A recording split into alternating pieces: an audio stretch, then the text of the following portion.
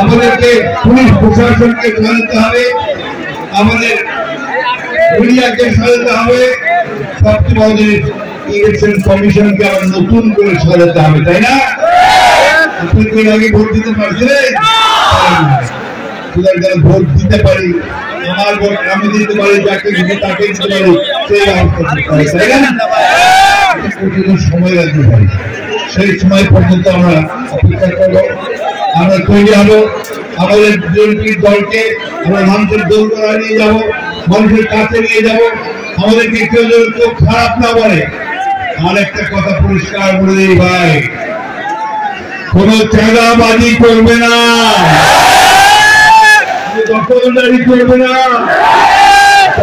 করবে তাদেরকে ভয় দেন, এরাই আমাদের দলকে নষ্ট করতে চায়, আমাদের দেশকে নষ্ট করতে চায় বন্ধুরা। সুতরাং আমি প্রশাসনকে বলবো যে যারা এগুলো করবে তাদেরকে গ্রেফতার করেন, তাদের বিরুদ্ধে ব্যবস্থা নেন, সহযোগিতা সম্পূর্ণ।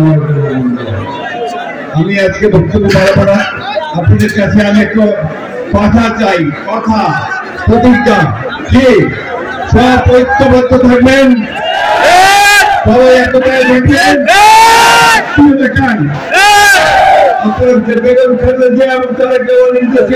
সবাই ঐক্যবদ্ধ, সবচেয়ে বড় কথা। আজকের যে সময়, সেই সময় আমাদের ঐক্যবদ্ধ থাকতে হবে। বন্ধুগণ, আমি বলি আমাদের পাড়ায় দুটো জায়গায় যাবো, আপনারা ধৈর্য ধরে থাকবেন, নিজের মধ্যে কোনো অশান্তি করবেন না, শান্তি শান্তি মানুষের ভালোবাসা নেওয়ার চেষ্টা করবেন, মানুষের ভালোবাসা নিলে আপনারা অনেকদিন থেকে থাকতে পারবেন। যারা বন্যায় দুর্গত হয়েছেন, কষ্ট পেয়েছেন, আমরা আপনাদের সঙ্গে সহযাত্রী আছি, আপনাদের সঙ্গে আজকে আমরা এসেছি, বুকে বল রাখবেন, মানুষ আপনাদের পাশে আছে, আমরা আপনাদের পাশে।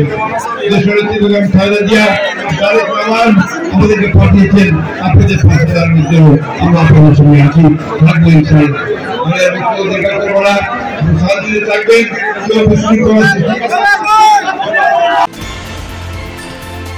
আপনারা দেখছেন CS টিভি, আমরা জনতার কথা বলি।